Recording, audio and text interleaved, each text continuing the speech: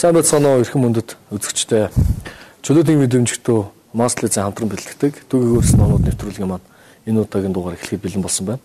Тэгээ энэ удаагийн дугаарт манай төвийн залуучууд манай төвөөс сайхан эрхлэн гаргасан Америк 20-р зууны Америкийн агуу сэтгэгчдийн нэг болох Мөрөөр Ротбардын төрийн хамт том номны тухай та бүхэндээ ярилцахаар хүрэлцэн ирсэн байна. Тэгээ энэ удаагийн дугаарын бас нэг онцлог гэхээр бид нар өмнөх дугааруудаар болохоор эдийн засгийн, философийн, замун уран зохиолын номнууд байсан бол энэ удаагийн бидний ярих гэж байгаа ном маань улс төрийн философийн ном байгаа.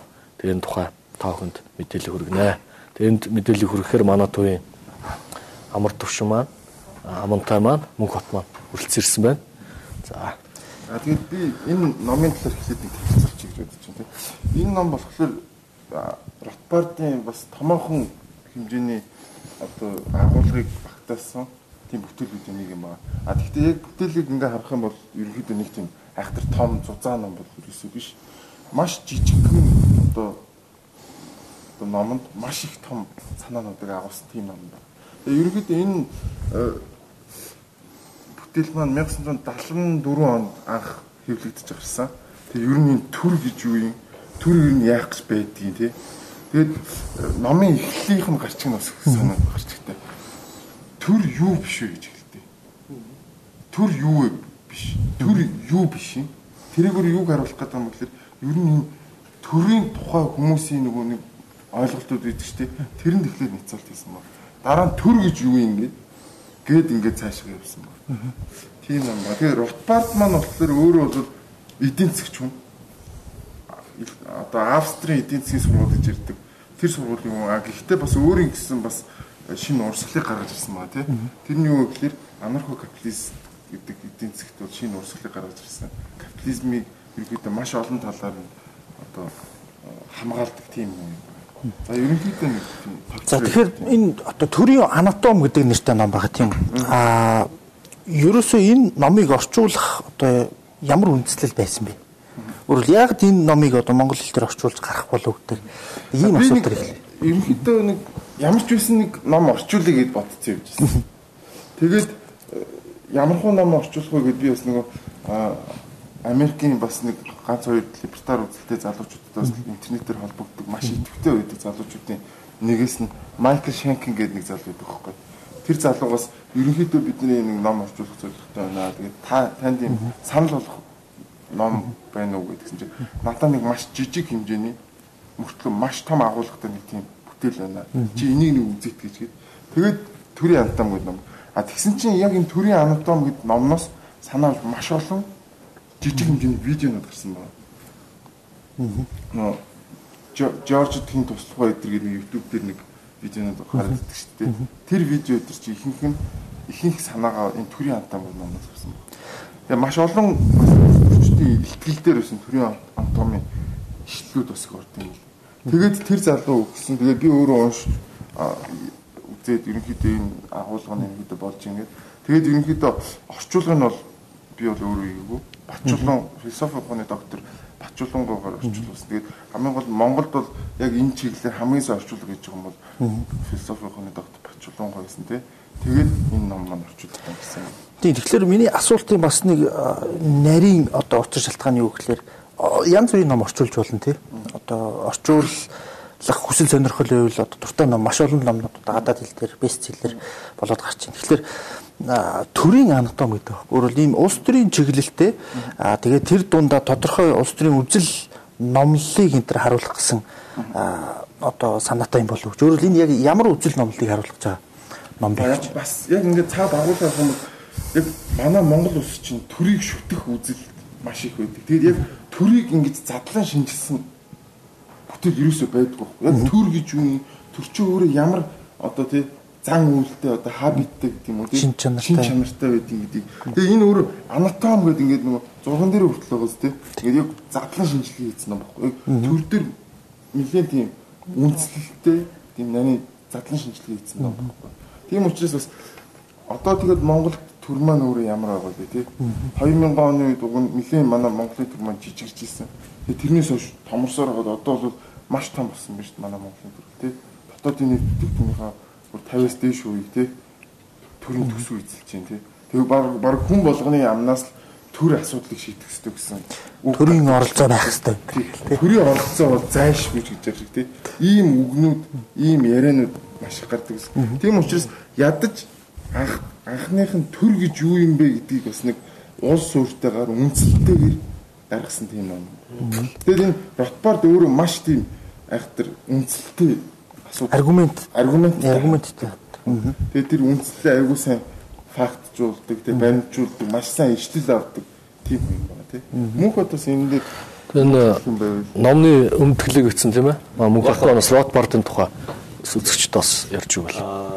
Өмнө нь бол либертар, орчин үеийн либертар үзэл 5 том төлөөлөл байгаа. Энэ 5 том төлөөллөөс Ротбардын ном бол ерөөсөө хэвлэгдэг байсан л та. Монгол хэл дээр. Хайк бол хэвлэгдэж гарсан моочлогдох зам гээл те. Мэдсийн либерализм байна. Гэх мэтчлэнгээр Айн Рэнд байна. Хайк юу Фридман байна, Милтон Фридман. Ротбард бол энэ орчин үеийн яг либертар тэр том 5 сэтгэгчдийн нэг. Гэхдээ төрийг маш сайн хэлбэрээр задлаад өгсөн. Ер нь бол 1950-ад онд бол Америкт нэг юм ойлголт гарсан. Төр бол үйлчлэгээний байгууллага, төр бол бид нар. Төр бол бидэнд үйлчлэх ёстой гэдэг ойлголт. Ялангуяа орчин үед бол яг энэ Монголд бол одоо бүгд л тийм ярьж. Та нар бидэнд үйлчлэх ёстой. Төр бол үйлчлэгээний байгууллага. Төр бол бид нар төр юм чинь гэдэг. Тэгэд Ротбард нэг л зүйлийг асуусан байна. Төр бид юм бол яагаад албадлах хэрэглээ да? Төр бид юм бол яагаад албадлах хэрэглээд дарангуулад идэх. Төр бидэнд үйлчилж байгаа юм бол энэ яагаад сайн дураар үйлчилж болохгүй байна? Өөрөөр төрийн бас тодорхой дутагдaltaй талыг шүүмжилж авч үзсэн. Тодорхой нэг асуудлуудыг шүүмжилж авч үзээ. Өмнө нь чинь Америкийн түүхэнд нөгөө Кейнси онол энэ төр гэж жоохон төрийн оролцоо үүргийг жоохон чухалчилсан тийм эдийн засгийн онолууд гараад ирсэн тийм. Тэрнийх нь бас жоохон тийм шүүмжил одоо эсрэг талаас нь хандсан тийм хандлага юм шиг байна тийм. Тийм ерөнхийдөө бол төр бол бид нар биш ээ. Ерөөсөө төр бол бид биш. Төр бидэнд үйлчлдэггүй.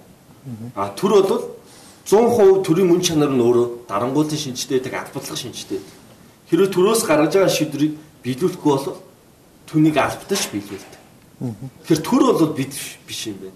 Бид эцсийн дүндээ хэрвээ төр бид юм бол тэгээд дэлхийн 2 дугаар дайнд тэр нацистууд бид өөрөө өөрсдөө еврейчүүд бол өөрөө өөрсдөө амиа орсон. Тэгээ ийм гол санаануудыг гаргаж ирсэн. Ер нь бол тэгээ төрийг тодорхойлох янз бүрийн ерөнхий хоёр хандлага байгаа тийм. Социологийн хандлагаар, хууль зүйн хандлагаар. Яг социологийн хандлагаар төр бол өөрөө бас институттэй нийтлэг мэргэжлийг хэрэгжүүлж байгаа. Хууль зүйн хандлагаар бол хууль тогтоомж нь хэм хэмжээний нийлбэр зохицож үзээд байдаг тийм.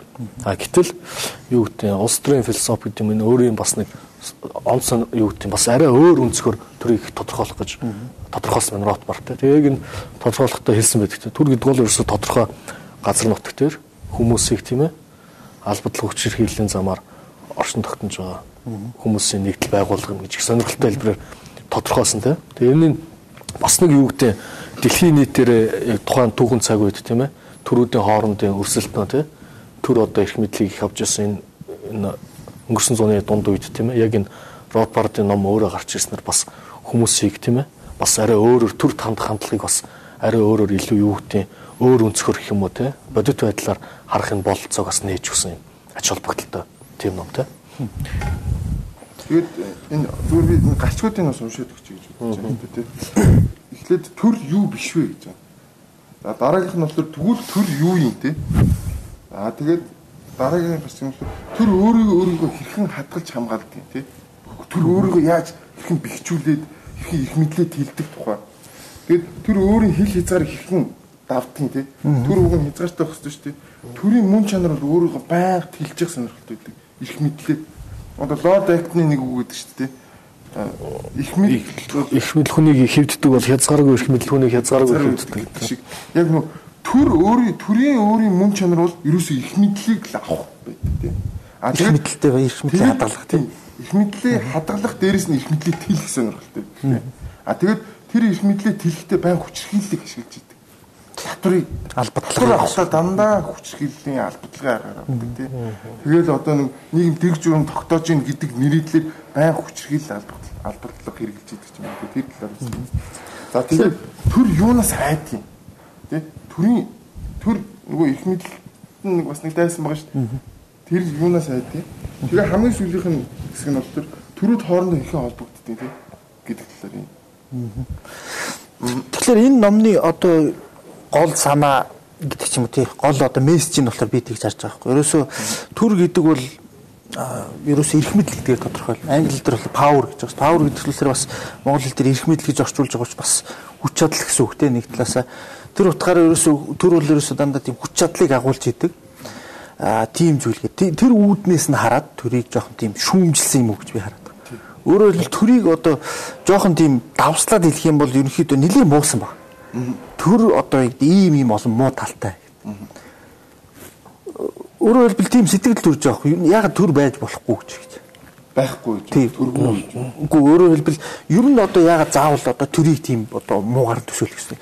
Одоо өөрөөр хэлбэл төр жишээ нь одоо байхгүй байвал чинь яах вэ? Өөрөөр хэлбэл төргүүгээр жишээ нь ер нь одоо нийгэм улсыг яаж төсөөлөх юм бэ гэж. Ерөнхийдөө Ротбард болохоор яг мэдээж төргүү байх талаар бол нэг юм нь бол ярьдаг. Илүү нөгөө зах зээлийн харилцаан дээр илүү их нөгөө төр бага байх те. Ер нь бол зах зээлийн харилцаан дээр аль болох төр байхгүй те. Бусад яг магадгүй зах зээлийн бус харилцаан дээр одоо жишээлбэл нэг хүн өөр хүний эрхэнд талддаг ч юм уу те. Тэрэн дээр бол зарим тохиолдолд юм шүү дээ. Тэгэж нэгдүгээр бол. Хоёрдугаар энэ төрийн анатом гэдэг ном илүү нөгөө төрийн мөн чанарыг гаргаж ирэх гэдсэн. Тэрийг жоохон тийм шүүмжлэлт байдлаар гаргаж ирсэн тийм. Төр ер нь яг яах гэдэг юм, яагаад гэдэг, яг юу юм гэдэг. Хүнд илүү шүүмжлэлт маягаар илүү ойлгомжтой гаргаж ирсэн тийм. Нөгөө асуудлыг гаргаж ирэхэд бол нөгөө шүүмжлэлт байдлаар гаргаж ирэхэд илүү ойлгомжтой болчих шүү дээ. Тиймэрхүү байдлаар гаргаж ирсэн. Тэгээд энэ номон дээр бас нэг гоё хэсэг надад таалагддаг юм юу гэхээр нөгөө ер нь энэ дэлхий дээр хоёр янзаар мөнгийг олж болдог гинэ. Нэг нь болохоор хүн өөрөө баялаг бүтээх байдлаар мөнгө олдог. Нөгөөх нь хин нэгний хүчирхийллийн байдлаар мөнгө олох тийм хоёр арга зам байдаг. Төр энэ хоёрын аль арга замыг ашигладаг гэхээр хоёрт гарч байгаа юм тийм. Хүч хэрэгэлдэг дандаа тийм. Хизээч монопол сайн дураараа тийм татвар төлдөг шүү дээ. Дандаа хүч хэрэгэлж байдаг. Татвар төлөөгүй бол магадгүй шийтгүүлнэ цаашаа бүр их чөлөөг асуулт хүртэл ялаад байдаг. Иймэрхүү байдлаар төр бол ерөнхийдөө ингэж хүчирхийллийн байдлаар мөнгө олдог. Тэгээд яагаад ийм хүчирхийллийн байдлаар мөнгө олд юм бэ гэдгийг илүү нөгөө нийгмийн гэрээний онолыг үүсгэх замаар тайлбарсан гэдэг тийм. Харин мөнхөд юу гэж үзэж чинь өөрөөр төр ер нь яагаад тийм муухай. Нэгдүгürt нэг төрөний хэлсэн.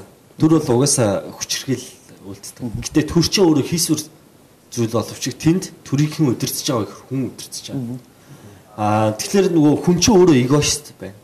Амин уугч ямарваа нэгэн байдлаар эгоист байдаг, ашиг сонирхолтой. Энэ бол төр өөрийнхөө ашиг сонирхол. Тэгэхээр төртгийн очих хүн очиж байгаа.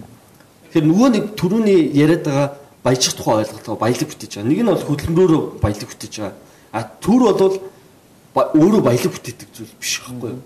Тийм болохоор тэнд хүчирхийллийн замаар баялаг булааж аваад дээрэмдээд тэгээд тэр дээрэмдсэн тэр хуримтлагдсан мөнгийг хэн захиран зарцуулах юм? Нөгөө төрд өдөрж байгаа хүмүүс чинь захиран зарцуулна. Тэр хүн тодорхой хэмжээгээр ашиг сонирхлын үүднээс зарцуулах нь тодорхой. Дээрээс их мэдл болоод учраас тийм. Тэгээ ийм учраас нэг л зүйл гараад байгаа юм л да. Төрд хэн очдөг вэ гэхээр баяжиж байгаа л хүмүүс очих гээд шүү дээ. Ер нь бол одоо нийгмийн хандлагуудыг харахаар зөвхөн энэ Монголд байдаг үзэгдэл бол биш байхгүй. Хүн төрлөх. Тодорхой хэмжээгээр баялагтай болсон хүн ч гэсэндээ нөгөө баялагаа хамгаалахын тулд төрд орохоос өөр аргагүй. Зах зээл монополчлах тийм. Аргагүй байдалд орж байгаа байхгүй. Яа тэгвэл тэнд эрх мэдэл байгаа учраас өөрийнхөө баялагийг хамгаалах тэр хамгаалалт нь бий болж ирж байгаа. Хэрвээ тэгэхгүй бол хэн нэгэн тэр эрх мэдлийг аваад баялагаас нь хумслана гэсэн үг шүү дээ. Ийм учраас төрд хүссэн үсээгүй орох тухай нэг асуудал байна. Нийгмийн гэрээг яагаад шүүмжилсэн бэ гэдэг нэг асуудал гарч ирж байгаа. Нийгмийн гэрээ гэдэг бол бодит зүйл үгүй бас үгүй л дээ. Нийгмийн гэрээ бол бид эрх хэрэгчлөөгөө хамгаалахын тулд нөгөө тохиролцдог шүү дээ тий. нийгмээрээ гэрээ байгуулаад төр гэдэг зүйлийг үүсгээд тэр төрд ажиллаж байгаа хүмүүнийг салинжуулахын төлөө тэр татвар гэдэг зүйл оршин тогтнож байгаа. Хилцэл бий болгож байгаа. За энийг үндсэн үйл гэж нэрлээд ингээд явж байгаа. Гэтэл бодит тал дээр нөгөө яг тэр тохиролцоонд хүүхдүүд орсон уу? Хин орсон, цөөхийнхэн орсон юм уу? Яг үнэхээр тэр тохиролцоо хийгдсэн юм уу гэдэг асуулт төвшүүлсэн. Үүгээрээ нэг онцлог. Надад бол нийгмийн гэрээний онол гэдэг зүйл бол байхгүй юм а гэдэг. Маш том шүүмжлийг бас гаргаж ирснээр онцлогтой болов гэж. Тэгэхээр энэ ном бас нэлийн шүүмжлэлтэй асуудалд хандсан бас их давуу тал юм шиг байна тий. Тэр утгаараа одоо номны ихэнд болохоор их одоо анхаарал татсан ишлэл үүдэг тий. Би даасан хараат бус оюунлаг шүүмжлэл нь төрийн одоо хамгийн том дайсан байдаг гэж. Өөрөөр хэлбэл төрийн дайсан гэдэг байгаа нь болохоор өөр нэг улс орн биш тий. Өөр нэг эрх мэдэлтэн биш. Харин нөгөө иргэд буюу цөөнх тий хүмүүс болж тарч чадсан. Нөгөө засаглуулж байгаа хүмүүс аахгүй. Нөгөө павер дор байгаа хүмүүс өөрөө эрх мэдлийг илүү багасгах боломжтой гэдэг. Би зүгээр энийг уншаад тийг санагдсан. Ер нь бид нар ингээд ажиглаад байхад ер нь социалист нийгмийн ер нь авторитар нийгмийн тий тоталитар нийгмийн хамгийн том дайснууд тийм байдаг гэхээр нөгөө тоталитар нийгмийн шүүмжилдэг хүмүүс хамгийн том дайснууд байдаг шүү дээ. Тэднийг хамгийн түрүүнд устгахыг хүсдэг тий. Оюунлуудыг хамгийн түрүүнд арчдаг тий. Хамгийн түрүүнд одоо жишээлбэл саяхны жишээ шүү дээ. Юу 1970-ад оны үед Полбот гэдэг тий. Камбожд тийм ээ. Камбожд тий. Бүх мэдний шилтэй ном уншдаг, бараг бичиг үсэг тайлгдсан болгоныг хүнээс шүү дээ. Тэр чинь ерөөсөө тэр хүмүүс чи оюунлаг хүмүүс чи хэдийгээр нөгөө дарангуулуулж байгаа ч гэсэн цаана нөгөө хүмүүсийг шүүмжилдэг тий критик хийдэг. Тэгэхээр эн чи өөрөө эргээд нөгөө одоо тэр хүчээр нийгмийг эрүүлжүүлэх болох юм уу тий тэрийг өөрийн эргүүлээд багасгах гэдэг тий нөгөө хүмүүс educate болоод нөгөө боловсрол ирэх тусам нөгөө төрийн их мэдлэлчин хязгаарлагдчих. Боловсролтой хүмүүс. Хүмүүс нь боловсролгүй төрөө шүтсэн тий одоо нөгөө удирдахчаа шүтсэн байдалтай байх тусмаа нөгөө их мэдлэлчин тэлждэг. Одоо хойд солонгосыг харж болж тий. Ер нь тэгээд нөгөө эсрэг үзэлтэй, эсрэг баримталтай тий удирдахчийн тухайн нөгөө нэг дарангуулагч намын эсрэг бодолтой хүмүүсийг л аль болох хихэж хавчдаг, алдаг, тий хордог, цагддаг тийм л үйл. Тэгээд тэр бол би бас яг ингээд дарангуулалтын нийгмийг ингээд бодоод тий энэ номыг ингээд уншиж байгаа. Яг л тэр технологи байна. Тэгээ бас энэ номн дээр бас байгаа. Яг төр яаж бий болсон тухай дээрэмчдийн бүлэглэлээр яг түүхэн дээр байсан бүлэглэлээр дамжуулаад тайлбарсан баг. Яг өмнөд нийгмийн гэрээ явагдаагүй зүгээр хэсэг бүлэглэлийг ашигладаг байсан хүмүүс төрийг бий болгодیں۔ Тэ? Татвар гэдэг бол заавал алахгүйгээр зүгээр сүрдүүлж яагаад авдаг байсан тэр нөгөө нэг хөрөнгөн байсан юм а гэд маш гоё түүхэн жишээнд тайлбарлсан байдаг шүү дээ. Ер нь бас яг дунд зууны үед төрүүд бол тийм дандаа дайн хийжл төр томордог, газар нутаг томордог, баялаг олж томордог тий. Яг тийм байсан. Хүн ам олонтой сэдрээсээ дотор ах боломж нь бүрдэнэ. Саяхан 2 дугаар дан бол ерөөсөө тийм л зорилго гарсан шүү дээ. Хүчрхийлэл тэгэл тэрүүгээрээ газар нутаг, өмч хөрөнгө шиг сонирхол тэрийг дэлхийн шиндэг журам тийм ээ. Одоо энэ улс төрийн шинжилгээ ухаан ч гэсэн ер нь яг хүлээн зөвшөөрөгдсөн тодорхойлтууд байдаг тийм Макиавелли, Эстон, Уудаг л тийм. Тэгээ тодорхойлтууд харж байхад ер нь бол улс төр өөрөө ер нь төр өөрөө тийм ээ. Ер нь их нийт тодорхойлтын баг нэг хүлээн зөвшөөрсөн тодорхойлтын баг 60 орчим хувь тэрийг бол тэнд гарах гэсэн эрх мэдлийг олж авч баялагийг эзэмших гэсэн хүмүүсийн хүсэл сонирхолтой. Тэгээ тэнд гараад энэ эрх мэдлээ эргэж тавихгүй тулд өөрсдөө ашигтайгаар үйл ажиллагаа явуулахдаа албадлах хэрэгэлдэг ийм том механизм ч өөр төр юм а гэж тодорхойлсон мэт гэдэг. Гэхдээ ер нь бол бидний хандлага гэх юм уу ер нь дорн дахны улсууд гэх юм уу монголчуудын хувьд бол ер нь нэлээд тийм статистүүд те төрийг нэлээд шүтдэг одоо төрөмийн сүлд гэдгээс ахуулаад те ингээд яг наад шин дээр чинь би өчигдөрхөн бодож сууж байлаа. Одоо бид нар ингээд байнга л төр авилгалтсан л байна гин төр одоо дандаа хуйлаа зөрчдөг гин одоо төрд байгаа хүмүүсүүд ер нь хамгийн муу муухай хүмүүс гэж ярьдаг мөртлөө асуудлыг төр шийдэх ёстой л гэж ярьдаг. Энэ хоёрын хооронд доох зөрчил явагдаад байгаа юм тий.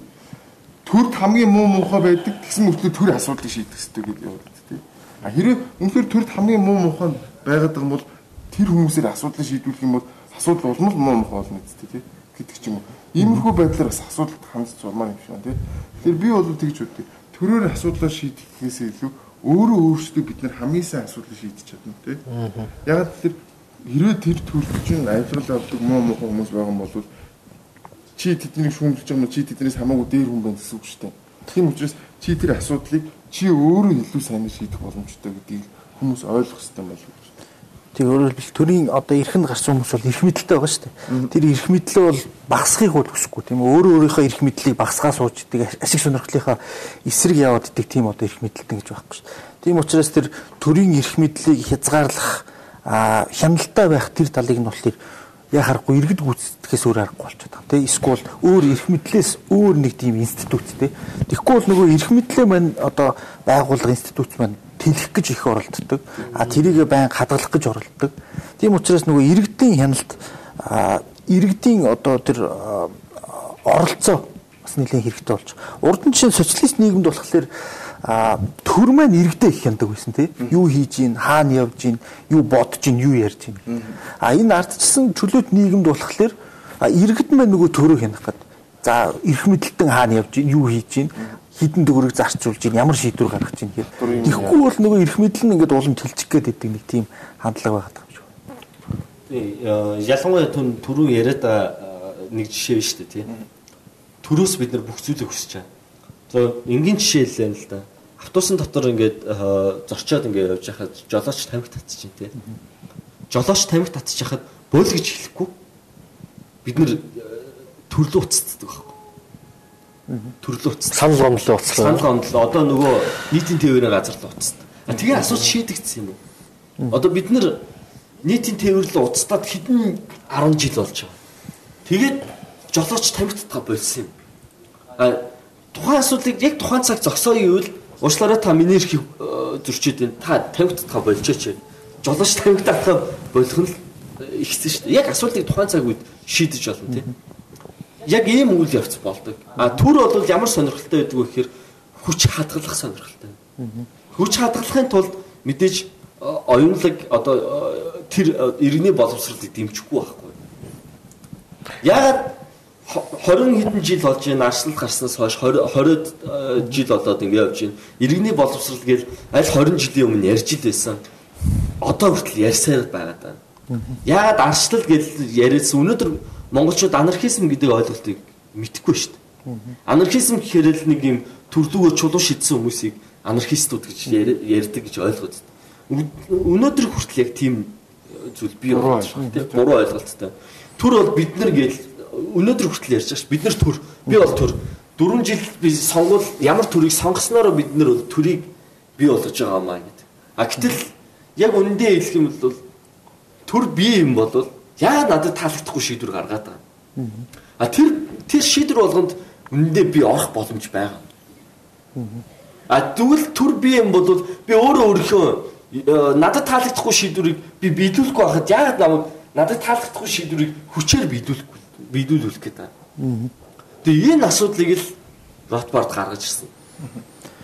Тэгэхээр хүмүүсийн дунд нэг тийм нийтлэг одоо үзэл бодол ажиглагдаад байдаг. Хүмүүс чи яг ер нь одоо нийгмийн ухамсарт юу гэхээр ингээд тодорхой эрх мэдэл гарцсан хүмүүс болохоор тодорхой асуудал шийдвэрлэл ингээд гараад ирдэг. Тэгчээд ерөөсөө асуудлыг ингэж шийдэх ёстой юм байна гэдээ өөртөө бодцоод тэр бол бусад хүмүүсийн хувьд ч гэсэн зөв гэж бодоод тэгээ шийдээд яваад идэг тийм юу гэдэг классик улс төрийн бодол юм л да. Өөрөөр эртээр үед бол хаан юу гэж бодож исэн тэр бол туйлын зөв. Яг бол хаан одоо хамгийн зөв ухамсартай ёс суртахуунтай тийм хүн. Тийм учраас иргэдийн төлөө бодоод гаргаж байгаа шийдвэр нь тэдэрт яа харахгүй зөв байх хэрэгтэй. Тийм нэг уламжлалт хуучны сэтгэлгээ яваад идэм шүү га. Тэрнээсээ болоод нөгөө цөөх эсвэл иргэд тийм үзэл бодолтой зөрчилдсөн шийдвэр их төр дээд эрх мэдлээс гарч ирээд идэм шүү. Тэгээд бас нэг хаан гэдээ ярихад энэ номон дэр төрийн амтан номон дэр нэг хэсэг гардыг. Тэр нь юу гэхээр нөгөө төр өөрийгөө хэрхэн хадгалж хамгаалдаг юм бэ гэдэг тий. Тэр хэсэг дээр нэг юм байна. Ер нь төрүүд одоо төр өөрийнхөө эрх мэдлийг хамгаалахад түүхэн одоо баатрууд их шилдэг гэнэ.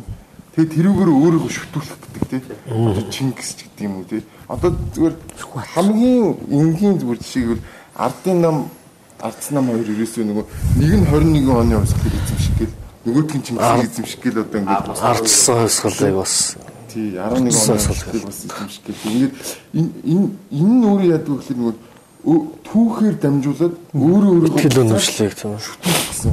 Саяхан би нөгөө нэг дунд сургууль дээр нэг лекц орох гээд нэг орохгүй. Тэгсэн чинь ерөөсөө тэр дунд сургууль ерөөсөө тэр чигээрээ битүү ерөөсөө Чингис. Тэгсэн чинь одоо жишээлбэл ардын нам гарчихлаар юу болдог тэр ерөөсөө Сүхбаатар 21 оны хувьсгал болчихдаг ч юм уу тий.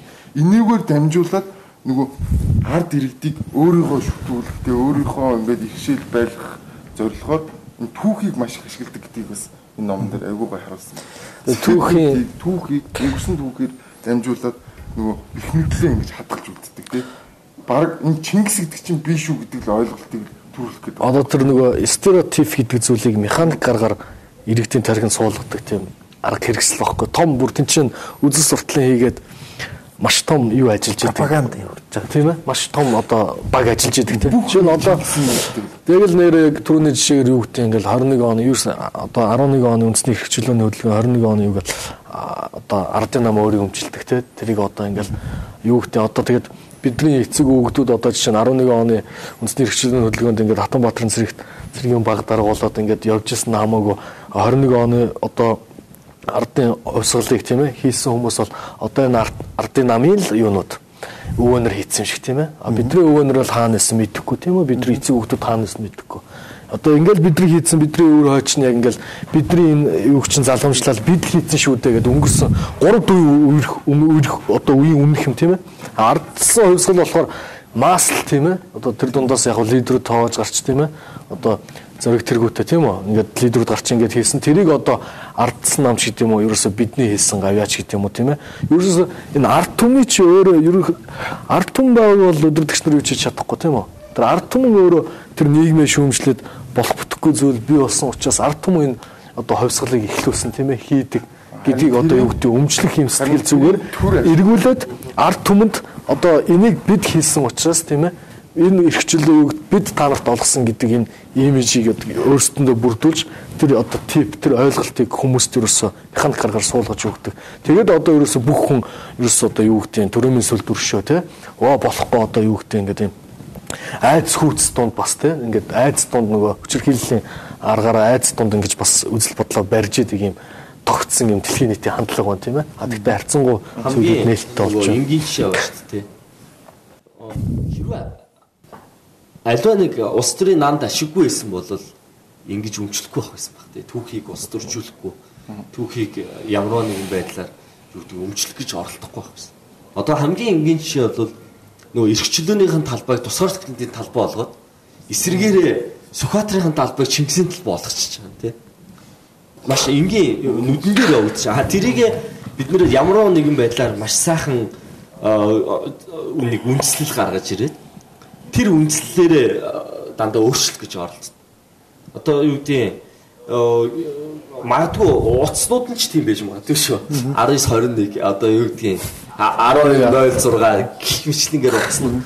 Тэгээ эн чинь юу вэ гэхээр нөгөө яг төрөө төр гэхээр юу вэ гэхээр төр ямар замаар уцддаг вэ гэхээр дараагийн нэг сонгуул болоод өөр хүмүүс гарч ирэх замаар.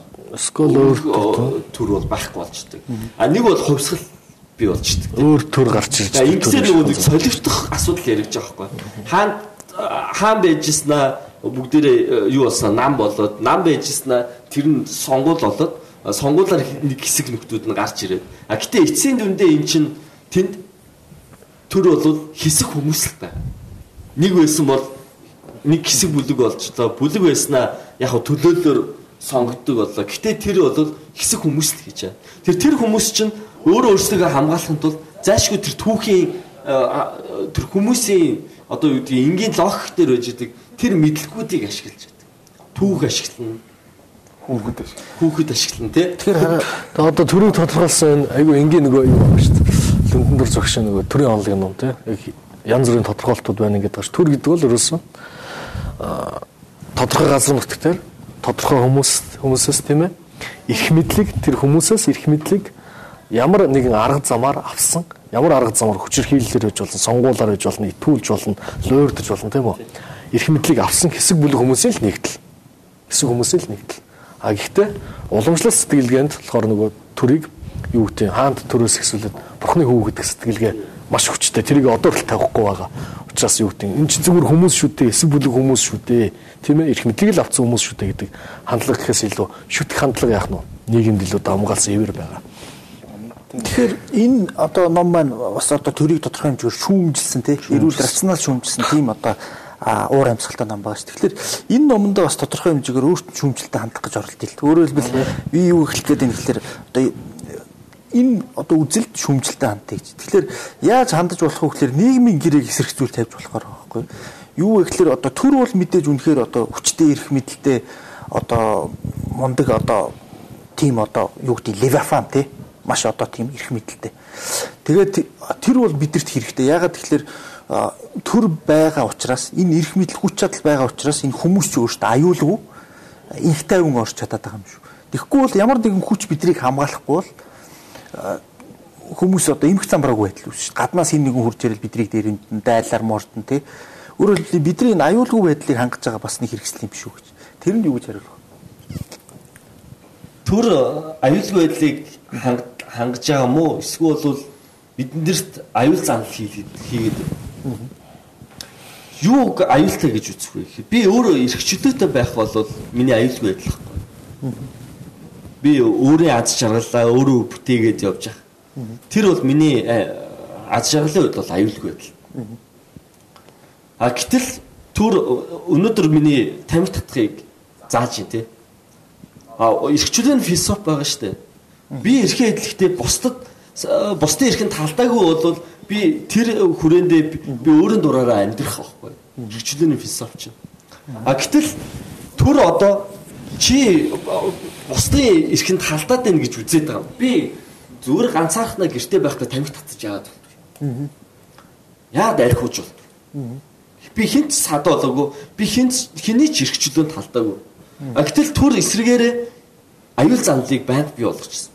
Төр аюул занлыг бий болгоогүйсэн удаа юу нэт юм.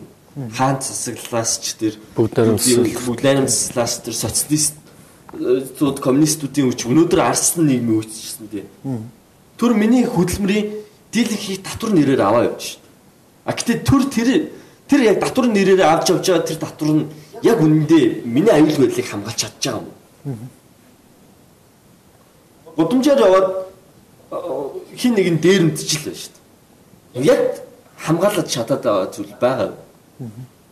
Гэтэ бүх төрийн оршин тогтнох жоо нэг л зүйл бол юу гэдэг шүү дээ. Аз жаргалтай нийгмийг байгуулах. Коммунизм, анархизм шүү дээ. Бүгдээрээ хамтаараа нэгэнтээ ингээ хамтарч амьдарч байгаа учраас аз жаргалтай нийгмийг байгуулах. Ёс зүйт нийгмийг гэх юм уу те. Гэхдээ тэр аз жаргалтай нийгэмд өөр арга замаар хүрч байгаа байхгүй. Өөрөөсөө арга зам. Нэг нь бол бүгднийг тэгшигтгээд те коммунизм бол тэрнийхээ үр дүнд аз жаргалтай байна гэж. Гэхдээ эцсийн дүндээ энэ аз жаргал чинь нөгөө хүндээ наалдаж. Хүн тэр нөгөө төр гэж яриад байгаа. Тэр төр бид юм байна. Тэр нь хүн юм байна. Тэр хүн нь аз жаргалтай байх тухай. Тийм бол төр зүгээр оролцох байхад төр харьцангуй аз жаргалтай. Харин ямар тохиолдолд вэ гэхээр миний эрхийг хэн нэгэн халдчихад төр оролцоо миний эрхийг сэргээж өгж байгаа тохиолдол байхгүй. Тэгээд энэ дээр бас нэг юм хэлэх юм. Одоо зүгээр хүмүүс аюул ерөнхийдөө дандаа төрүүдийн ярьдаг юм бол бид нар чамайг аюулгүй байлгана л гэж ярьдаг байхгүй. Аюулгүй байлгана. Тэгээд би чиний өмч хөрөнгийг хамгаална гэдэг. Гэхдээ яг үнэн хэрэг дээр хамгийн их өмч хөрөнгөнд халддаг, хамгийн их аюулгүй байдлыг магадгүй дотоодынхтой аюул учруулахгүй ч гэсэн гадагшаа байх төрөнгөл явуулж идэг ч юм уу тий. Төр бол өөрийнх нь мөн чанар нь хүчрхийлэх байхгүй. Өөрийнх нь мөн чанар нь хүчрхийл. Тэгсэн мөртлөө төр байнга юу гэж ярьдаг вэ гэхээр би чамайг байнга аюулгүй байлгана гэж ярьдаг тий. Төр байнга гадагшаа юм уу эсвэл гаднаасаа дотгошоо ямар нэгэн байдлаар тий аюул бүртэж идэг тий. Бас нэг бүр зүгээр жижиг жишээнд тайлбарлах гэх юм бол бид нэг сар болгоно төр нэг ойролцоогоор нэг хамгийн дол нь 100,000 төгрөгийн татвар төлж байгаа тий. Гэтэл 50,000 төгрөг хулгай хийсэн хүнийг бид нар амар үздэг шүү дээ. Хулгайж гэж зодхон болохгүй тий. Гэтэл төр биднээс сар болгон хамгийн дол нь 100 магадгүй зарим 500,000 төгрөгийн татвар бүр тэрнээс ч их татвар төлж байгаа хүмүүс зөндөө байгаа тий. Энийг бид нар юусоо хинж олж харддаг. Тэгсэн мөртлөө тэгээд дээрэс нь тэр биднийг хамгаална гэж авж байгаа мөнгөөр яг үнэхээр биднийг хамгаалт юм уу? Эсвэл эргээд биднэрт хүч хэрэглэх тэр зүйлдээс зарцуулаад байна уу гэдгийг бас бодох хэрэгтэй тийм. эргээд өөрсдөө илүү тэр мөнгийг авилгалтаа аваад илүү нөгөө нэг төргээд байгаа нэг хэсэг бүлэг этгээдүүд илүү өөрөө өөрсдөө сайн сайханд илүү өөрөө өөрсдөө бизнес зарцуулаад байна уу тийм. Энэ хоёрыг харьцуулж 50,000 төгрөг хулгай хийж байгаа хулгайч 500 сая төгрөг авж байгаа тэр хүн хоёрын хооронд ялгаа байгаа мó? Өөрөө нэг нь хулгайч гэдэг нэртэй, карманы хулгайч гэдэг нэртэй, нөгөөх нь төрийн ажилтан гэдэг нэртэй хоёр хүн байгаа юм тийм. Энэчнээс яг хин хамгаалаад хин хулгайлаад байгаа юм бэ гэдгийг харах хэрэгтэй болов уу? Тэгэхээр өөрөөр хэлбэл энэ ном маань одоо энэ төрийн анатом гэдэг ном маань болохоор ерөөсө төр гэж юу юм гэдэг талаар бас нэлээд хүнд юм бодогдуулахаар тийм ном болсон юм болов уу гэж тий. Ерөнхийдөө бас үзэгчтэй тий одоо бид нар энэ бол зөвхөн хувь хүмүүсийн л үзэл шүү тий. Жишээ нь одоо би өөрөө чинь төрийн албаа гэж биш, төрийг моллооч гэдэг юм уу, төр үйлчлэгээний албаа гэж биш тий. Тэр хувь хүний үзлүүд юу гэдэг энэ зохиогчийн энэ номны үндсэн санааг л ярьж байгаа тийм ээ. А түүнээс ч одоо төр байх ёсгүй ч гэдэг юм уу те. Одоо ингэж ч гэдэг юм уу тэр талаараа биш бас бодит байдлаар бас шүүж тунгааж авч өөрсдөө үзээрэй тийм ээ ойлгоорой. А тэгээд ерөнхийдөө манай нэвтрүүлгийн бас цаг маань өндөрлөгт өгч байна. Тэгээд манай бас чөлөө тимийг дэмжигдүү төрийн бас байгууллага маань бас хэд хэдэн төрлийн үйл ажиллагаа явуулдаг те. Тэгээд бид нар одоо голдуу амраа даашка маань одоо бол бас нэлээд жил явуулж байгаа те. Энэ эрх чөлөөнд суурилсан хөгжлийн тухай яриагаа цуурлын ихцэг пүрэв гаригийн одоо 17 цагаас тийм ээ хуульцын хүрээлэнгийн хуульчдын танхимд хүргэдэг байгаа. Тэгээ бас энэ нэвтрүүлэг бол ерөнхийдөө амтайтгар маань тийм ээ хөтлж явуулаад байгаа. За тэгээд ерөнхийдөө тусдаа өөр гэсэн үндсэн ажилтаа тийм ээ. Тэгээд өөрсдийнхөө сонирхлоор өөрсдийнхөө үзэл санаа зарчмын үндсэн дээр ингээд эвлэлт нэгцэн залуучууд байгаамаа. За тэгэхээр энэ ном маань өөрөөр хэлбэл альтрун бид нар энэ номны тухай ярьлаа. Номны одоо дотоод одоо дэлгэрэнгүй агуулгыг нь бол ерөөсөө яриаггүй. Бидний зорилго бол энэ номыг хүмүүс уншаасаа зөвхөн энэ ном биш те одоо нэвтрүүлгээр дээр ярьж байгаа номнуудын талаар уншаасаа хүмүүс унших сэтэл төрүүлэх тийм үүднээс одоо ярьж байгаа учраас энэ номыг тойрсон асуудлаар хүмүүс янз бүрийн одоо үзэл бодол санаагаа илэрхийлсэн тийм одоо яриа өрнүүлж байгаа нэг юм аа. За тэгээд энэ номыг одоо уншихыг санал болгож байна. Анхаарал тавьсанд баярлалаа. Тэгээд доорх хаягаар түүхийг өрөлсөн номнууд гэдэг энэ манай Facebook-ийн пэйж харьгаа та бүхэн санал хүсэлтээ бидэнд илгээж болно. За тэгээд энэ удаагийн дугаар үүгээр өндөрлж байна. За